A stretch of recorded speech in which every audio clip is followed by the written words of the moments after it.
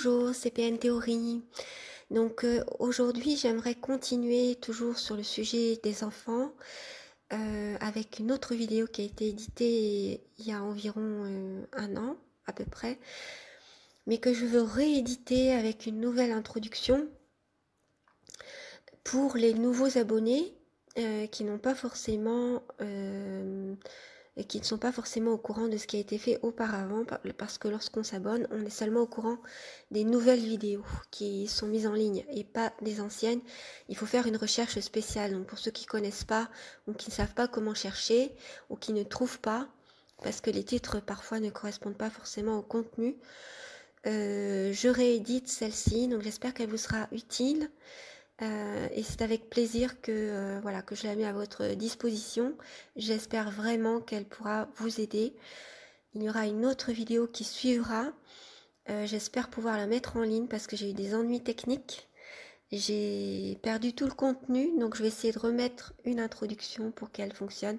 Donc je vous explique, parce que techniquement, en fait, sinon YouTube n'accepte pas une vidéo, la réédition d'une vidéo exactement semblable. Donc je suis obligée de changer l'introduction et le titre pour que vous puissiez la voir. Et comme entre-temps j'ai changé les logiciels pour faire les vidéos, voilà pourquoi je suis obligée de faire comme ça. Voilà, je vous dis à très bientôt pour une prochaine et puis bon visionnage.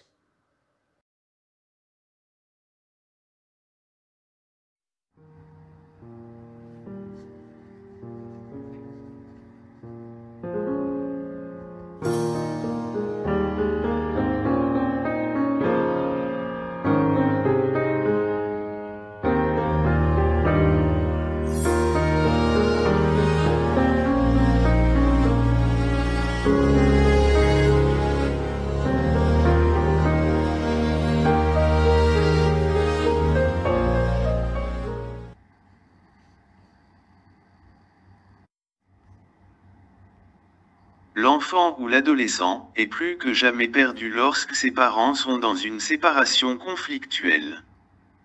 Mais à la problématique de séparation classique, que vivent tous les enfants de parents séparés, s'ajoute pour l'enfant dont l'un des parents au moins est pervers et manipulateur, la problématique de la violence perverse. Qu'est-ce que la violence perverse ? Oui, la manipulation est une violence. Oui, la perversion est une ultra-violence. La perversion est une violence sourde, blanche, qui blesse profondément, déchire et déstructure tous ceux qui sont en relation avec un pervers. L'enfant ou l'adolescent dont l'un des parents séparés est manipulateur pervers, vit donc dans la violence sournoise au quotidien. S'il n'est pourtant pas souvent en contact avec son parent pervers, l'enfant ou l'ado ressent de toute façon la violence exercée sur son autre parent. Et l'autre parent ressent aussi la violence qui lui est adressée par l'intermédiaire de l'enfant, ainsi instrumentalisé.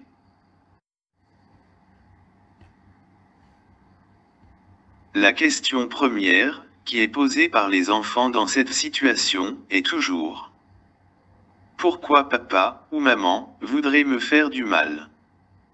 Pourquoi le parent pervers manipulateur fait-il du mal à son propre enfant ou ado?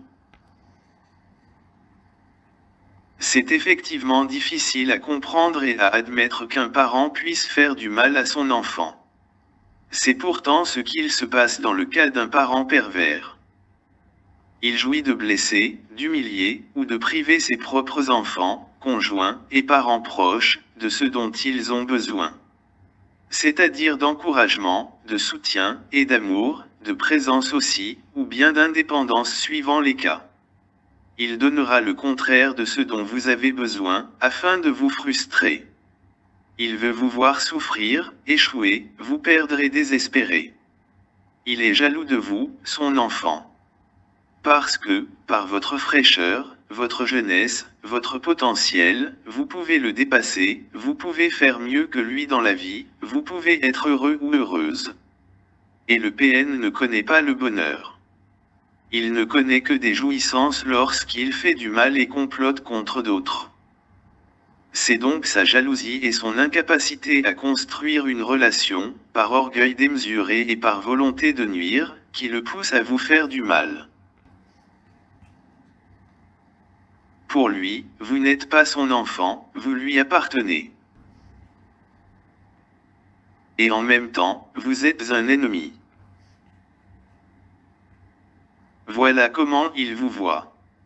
Il n'a pas le regard d'un parent saint qui voudrait votre bien, inconditionnellement. Il est dévasté par l'orgueil, l'envie, et la jalousie. Alors il est incapable d'aimer. Vous ne pourrez recevoir de lui que quelques miettes de reconnaissance, mais ne vous y attendez pas à chercher ce dont vous avez besoin chez des personnes de confiance qui vous aiment sans condition et vous comprennent. Ils pourront vous accompagner dans cette épreuve. L'enfant du couple représente pour le PN, le troisième côté des relations triangulaires qu'il aime provoquer. C'est-à-dire qu'il aime manipuler deux personnes afin de les diviser, et de les voir se battre. Il aime donc provoquer des relations triangulaires dans la famille, séparées ou pas, mais cela se repère plus facilement dans une famille séparée. Voyons comment fonctionnent ces relations triangulaires, entre le parent saint, le parent manipulateur pervers, et chacun des enfants. Pourquoi le PN introduit-il un tiers pour instaurer une relation triangulaire? Parce que cela lui permet d'atteindre sa victime par le biais d'une autre personne et ainsi de ne pas être démasqué. C'est un tel qui a dit cela et pas lui. Lui, il n'a fait que rapporter et il n'a pas d'avis ou bien un avis très mesuré. Il ne fait que des suggestions, il rapporte et pose des questions ou bien il constate simplement. Aussi, il est très difficile de le contrer, du fait qu'il n'affirme rien. Il reste dans la supposition, dans l'évocation et pas dans l'affrontement à découvert. Il instaure ainsi le doute. Vous pouvez regarder ma vidéo sur le phénomène du gaslighting qui explique cela. Ainsi, le PN, par cette relation triangulaire, réussit à s'aimer à la discorde, le chaos dans un groupe ou une famille tout en gardant les mains propres, en apparence. L'enfant du couple représente pour le PN, le troisième côté des relations triangulaires qu'il aime provoquer. C'est-à-dire qu'il aime manipuler deux personnes afin de les diviser, et de les voir se battre. Il dira par exemple, ta mère pense que tu ne sors pas beaucoup avec des filles. Elle se demande si tu n'es pas gay. Ou encore il traitera sa fille d'égoïste, et quand elle lui demande de développer, il lèvera les yeux au ciel ou bien soupirera avec un geste large en disant, tout le monde le pense. L'enfant, ou l'adolescent est très sensible à son image, et à sa réputation. Il va s'inquiéter, forcément de ce que les autres pensent de lui. Et c'est voulu. Le PN réussit ainsi à introduire un tiers, que ce soit l'autre parent, un frère ou une sœur, un professeur, ou bien généralisé avec des expressions comme « tout le monde » ou « on », sans préciser s'il veut dire « ta mère et moi » ou bien si c'est général. Il utilisera aussi des expressions comme « il paraît que » ou bien « tu ne trouves pas que ». L'important est donc d'introduire le regard d'un tiers et d'instaurer un doute, une faille narcissique souvent, dans l'esprit de l'enfant. Le résultat, c'est-à-dire un affrontement entre l'enfant et le tiers désigné par le PN, n'arrivera que plus tard, mais le PN aime s'aimer les graines de la discorde et attendre. Il jouit de ses comploteries, se frotte d'avance les mains. On voit sa jubilation ou son sourire en coin parfois.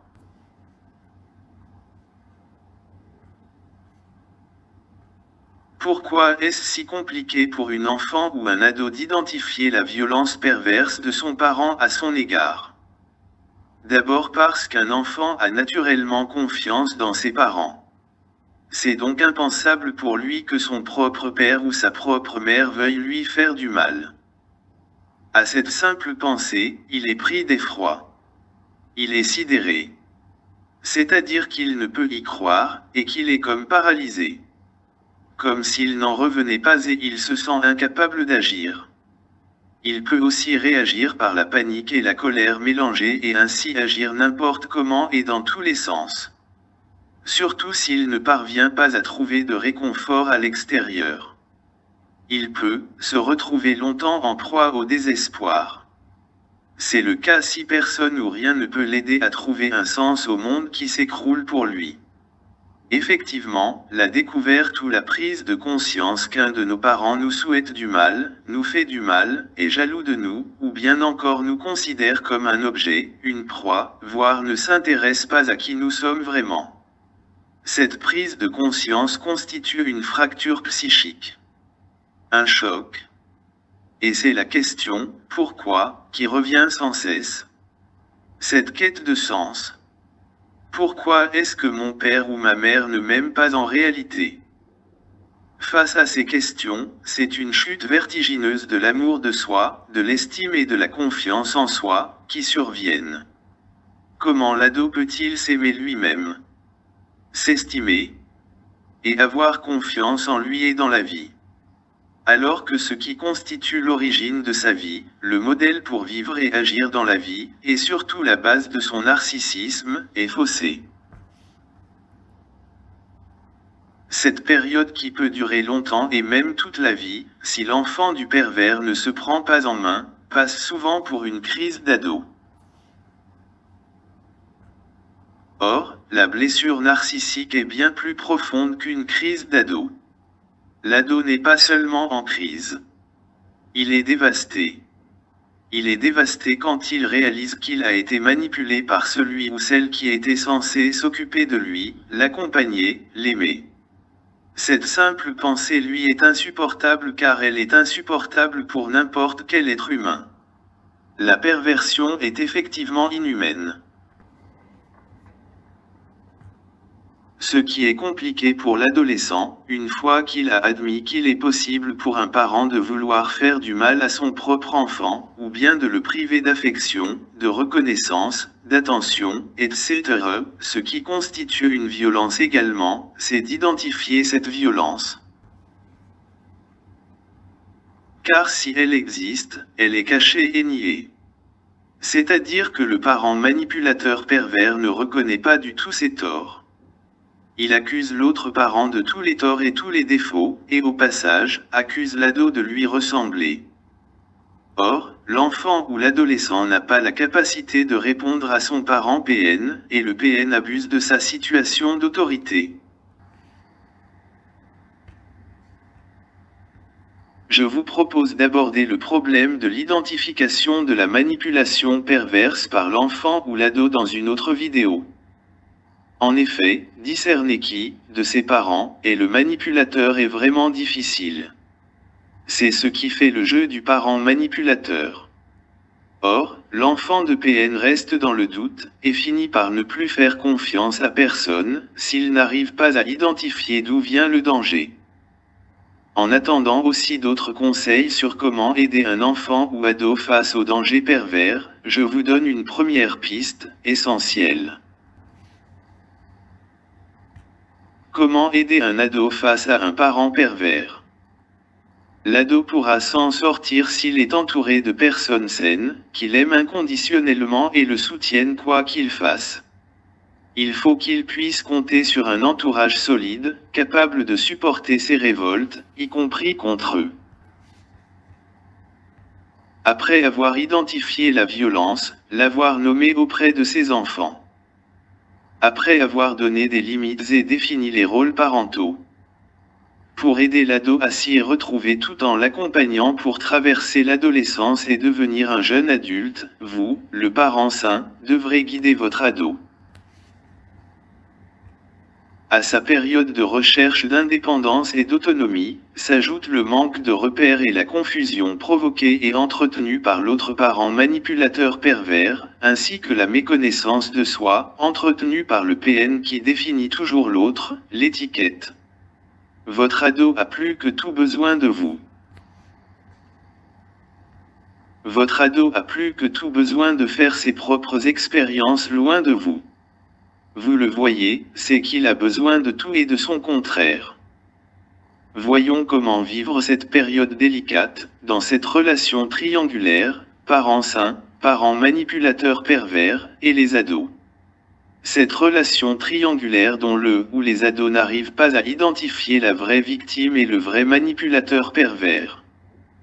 Alors comment pouvez-vous faire, pour continuer votre travail d'éducation, votre envie de les sécuriser et de les protéger, tout en les menant vers l'autonomie?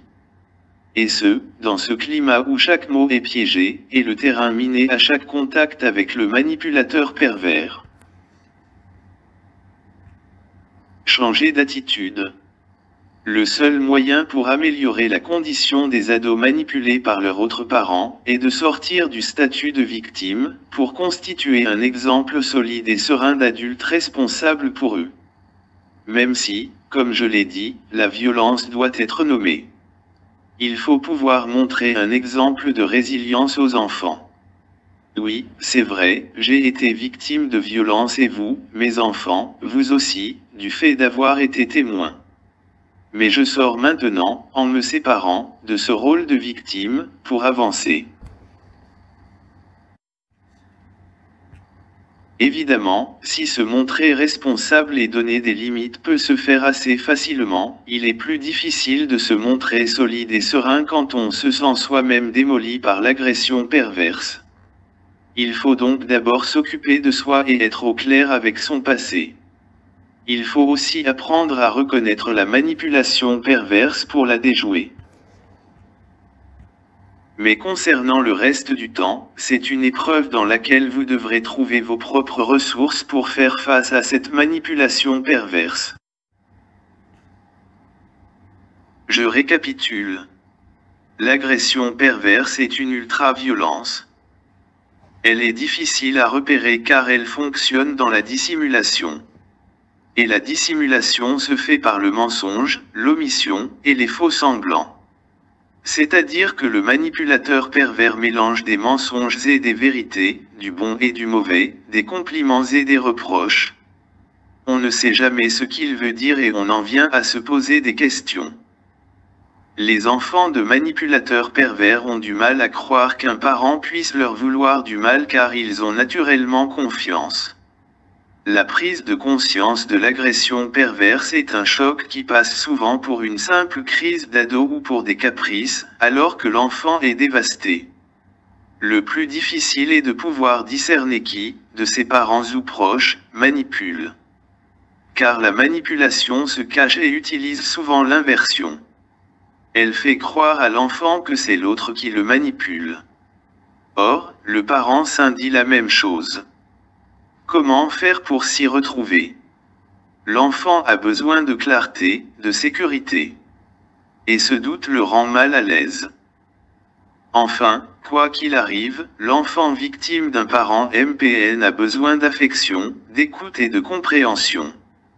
Il n'est pas en train de faire une crise. Il est traumatisé. C'est très différent. Repassez-vous cette vidéo autant de fois que nécessaire. Cherchez et recoupez les informations sur le phénomène d'agression perverse. Prenez soin de vous. À bientôt pour une prochaine.